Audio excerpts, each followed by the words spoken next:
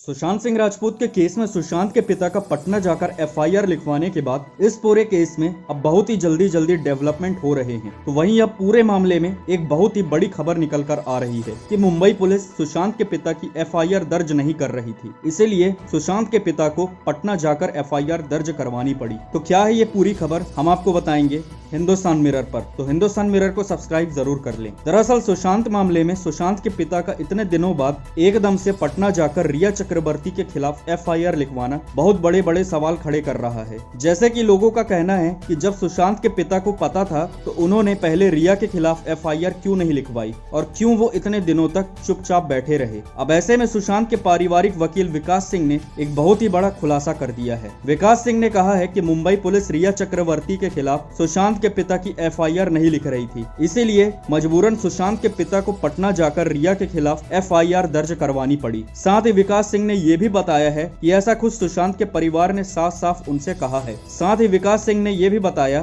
कि मुंबई पुलिस सुशांत के पिता की एफआईआर नहीं लिख रही थी और साथ ही मुंबई पुलिस कई बड़े बड़े प्रोडक्शन हाउस को इस मामले में शामिल करने को कह रही थी, जबकि सुशांत के पिता सिर्फ और सिर्फ रिया के खिलाफ एफआईआर दर्ज करवाना चाहते थे। अब यहाँ पर विकास सिंह के इस खुलासे से साफ होता है कि मुंबई पुलिस रिया चक्रवर्ती को बचाना चाहती थी, जिसके लिए वह सुशांत की फैमिली को 3-4 बड़े प्रोडक्शन हाउस के ऊपर झूठी एफआईआर करने को कह रही थी। और अपनी पिछली वीडियो में आपको हम पहले भी बता चुके हैं कि सुशांत के परिवार ने 25 फरवरी को बांद्रा के डीएसपी को बताया था कि सुशांत की जान को खतरा है, तब भी मुंबई पुलिस ने कुछ नहीं किया था। तो ये बहुत ही बड़ा खुलासा है और अब तो आप समझ ही गए होंगे कि अब तक सुशांत सिंह के केस में कुछ क्यों नहीं हो रहा था। अब इस खुलासे के बाद सोशल मीडिया में मुंबई पुलिस पर बड़े बड़े सवाल खड़े हो रहे हैं और आपको बता दें कि लोगों का तो ये भी कहना है कि मुंबई पुलिस ने अपनी जेबें भरी हैं रिया को बचाने के लिए। अब आपको क्या लगता है इस खुलासे के बारे में, आप हमें कमेंट में बताएं और साथ ही साथ अब आप क्या सोचते हैं मुंबई पुलिस के बारे में, आप अपनी राय कमेंट में जरूर रखें।